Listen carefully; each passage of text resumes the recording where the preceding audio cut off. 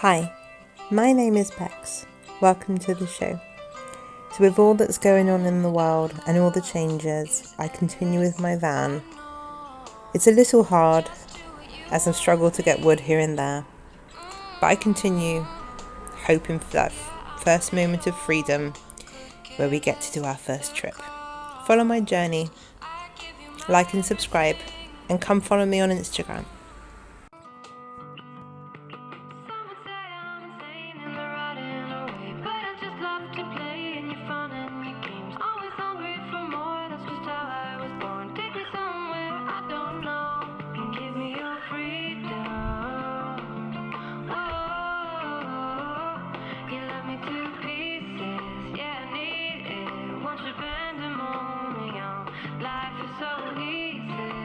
Farewell, water bottle. You have been a trusted ally.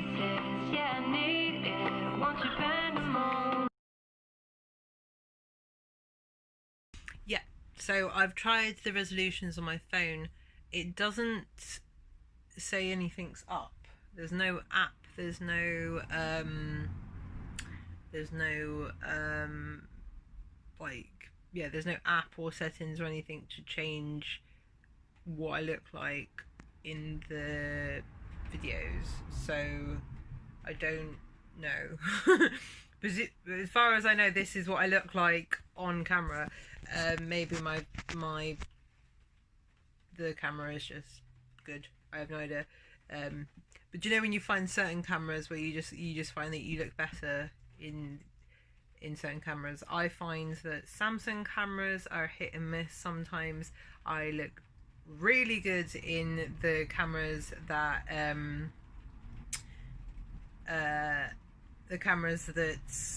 someone takes photo. For example, my boyfriend's camera is a Samsung. 50% if the picture that is taken from it looks good or not. It just seems to decide if it wants to look nice or not. So yeah,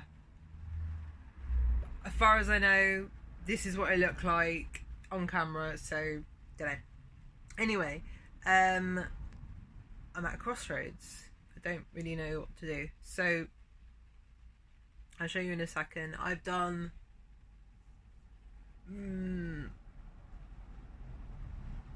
three-quarters of the ceiling. I've done pretty much all the walls. There's one bit I haven't done, which is just there, and that I just basically just need to do. I'm trying to remember to look into the lens, but because it's slightly to the right of the screen, it's quite off-putting to look at the lens because you feel like you're not getting any feedback. But then when you look at the screen, you can see yourself, you're getting sort of feedback from yourself. It's really odd. So I will keep on trying to look at the lens and not at the screen, which is slightly to the right. So anyway, the ceiling I've pretty much done. As you can see, I've done pretty much all of it. I just need to do that tiny little section there, and then I need to do just that bit there, and that's it.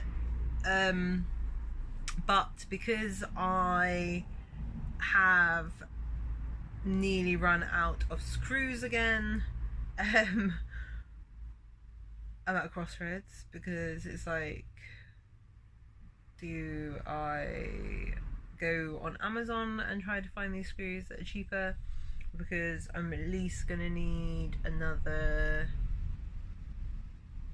I don't know, they only seem to come in 100 screws per pack, and they're like over £8.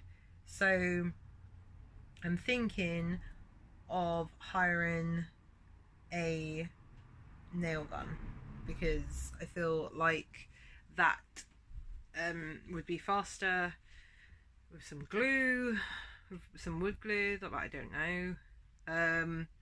So I feel a bit at a crossroads where I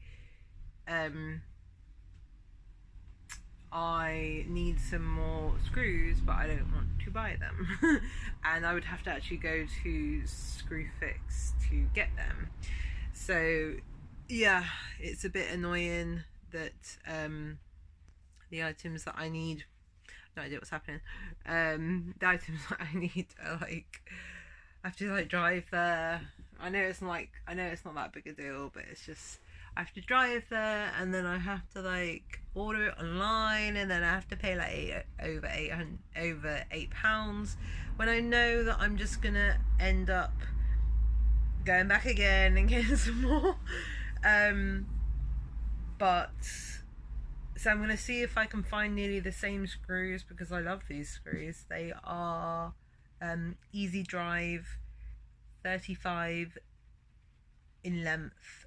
I'm not sure what they are in thickness, but and they're the head is like a sunken head, and they're really strong. They're steel, so they're really good for wood.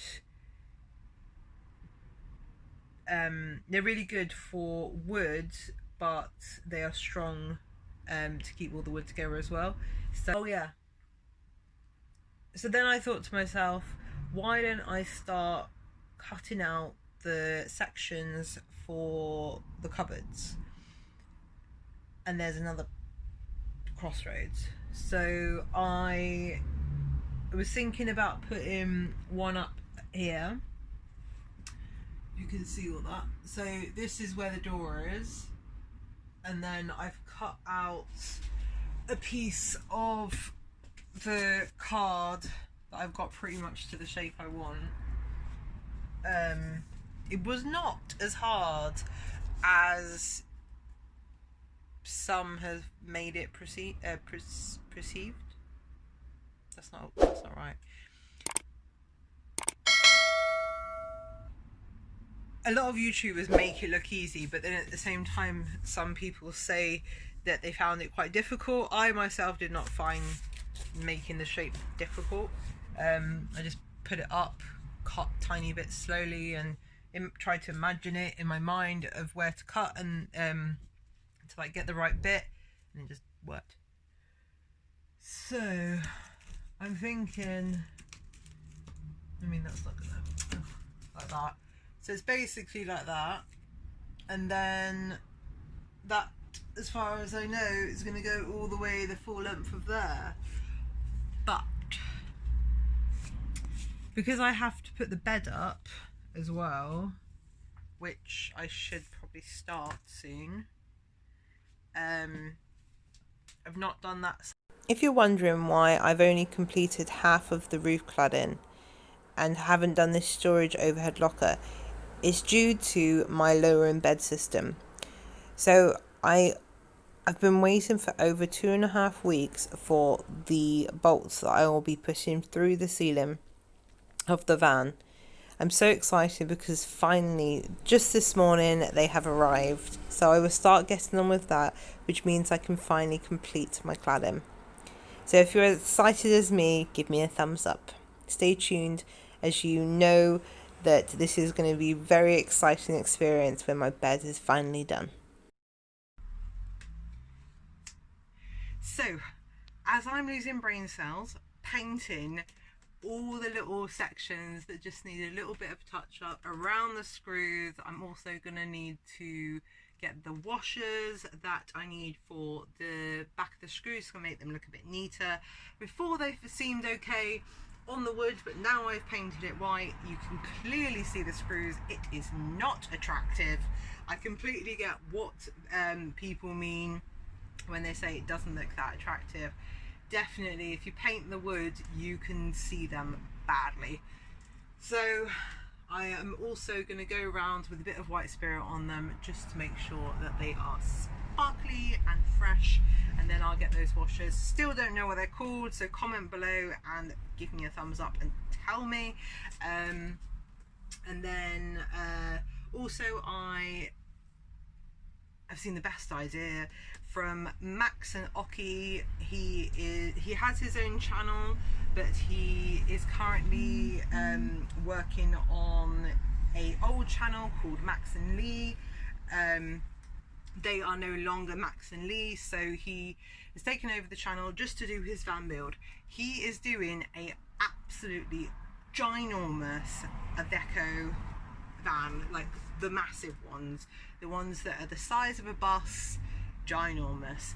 So makes sense because he's got a dog called Oki that will be coming over on the plane at some point to Australia, which I believe he's at now, and he will be building out the van. But the best thing that he has done, which I just wish I had the space to do, he's bought a industrial sized paint sprayer.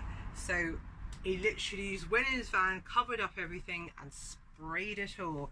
He then put some bits outside, sprayed them all in seconds. First coat, perfect. Took him moments. Whilst I'm dying here, struggling to like do every single tiny little crack and hole. Yeah, I'm just going around and doing little gaps, and it's a bit of a pain because it's just like, it's quite boring, have to say. So I'm saving you from that. I'm sure you don't want to watch me paint for like the next 2 days at this rate, and I still have plenty more to go as well. So as I said, I am using the Furniture Rust-Oleum white chalk paint, and in that time I've also been speaking to a few YouTubers where basically just trying to get a understanding of how they have found those first few days and first few weeks of van life, especially your full-timers. So if you would like to contribute to my channel and you would like to be featured on my channel, then send me a message, and then we can discuss. So basically I have just asked a few YouTubers to send me a few clips answering a few questions about how they found their first few hours and first few days of full-time van life, and were there any mishaps. So I have been speaking to one lovely couple, Flora and the Novice Explorers. I'm sure you know them. If you don't, then here is a little clip from them now. Hello Bex, thanks for getting in touch, and we hope that your van conversion is going well. For those who don't know, we are Meg and Cal from Flora and the Novice Explorers. We've been living in our self-converted T5 camper van for nearly a year now. Yes, we are on a European adventure, which we kind of penciled in for around 12 months, and you currently find us in Sardinia, and this is where we have spent COVID, and we've been cooped up in a campsite for about 2 months until, when was it, the 18th of May. So now we're free and able to explore the island. And it's been absolutely amazing so far. So Bex, you've sent us a few questions, so let's roll with it and answer them. Question 1. Where was the first trip in the van, and how did it feel in the first few hours or days? Now I know this sounds daft, but the first time we properly stayed in the van converted was when we began this European trip. We'd been out for a couple of weekends, but it was never in its finished state. It was either futon in the back or no kitchen unit. Yeah. So the first night that we left, we went to the coast of Wales near Abersoch or Aberystwyth. Abersoch, I think, it's in that vicinity. And to be honest, I felt weirdly like a little bit of a fraud because we pulled up alongside other vans, and this was our first proper time of being on the road, and we had all the gear, but essentially no idea. Absolutely. So I did feel a little bit out of place and a little self-conscious at first. But going to Wales, it's quite familiar. We found a nice spot. So the first few hours and days were quite good, but we were nowhere near settled. Yeah, I think 3 days it took us to feel comfortable and know what we're doing, but then it took a lot longer, maybe even 3 months, to actually feel truly at ease and comfortable in our van, and by that time we were in Germany. Question number 2. What became your first must-have once you started travelling in the van? It's not very exciting, but it's a must-have, and I know it's the same for a lot of other van lifers. It's the Humble brush. This is used no less than 3 times a day. No less at all. It's every time you get in, there's always little stones or sand. I mean, going to the beach is horrendous because you're sure to drag in a load of sand, so a brush is vital. A tidy camper is a happy camper. That's it.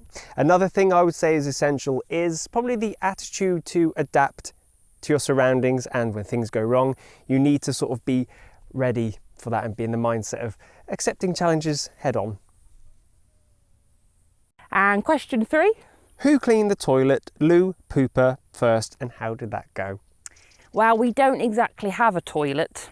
We have a old person's plastic commode that we picked up from a chemist back in the UK. We use that purely as a little, well, it was meant to be an emergency pee-pee jar, but we soon realised that that's quite essential too. Yeah. We do use it more often than probably we thought we would. Not having a toilet isn't a big issue, especially when you hit towns every other day. It hasn't really been a problem. Yeah. Our bodies adapted as well, really, didn't they? Yeah. But in terms of emptying and cleaning the little device, we kind of take it in turns, don't we? Do we hell? Well, maybe not cleaning, but definitely emptying. There you go, you've got your answer there. It's always one of those chores, like just as we get ready for bed, someone's got to go out and dispose of it, obviously in a safe and respectful manner, yeah. So we do try to take it in turns. So there you have it, there are our answers. Bex, or any of your viewers, if you've got any questions you'd like to ask us, please feel free to drop us a line. You can find us on Facebook, Instagram, Twitter, and of course YouTube. We make our own videos too. So that's a very small snippet into our van life experience so far. Overall, it's been amazing, very positive. The highs definitely outweigh the lows, and we are looking forward to what comes next. Yeah, I think this is going to be something that we do for a long, long time. Forever in the future. We're addicted. Yeah.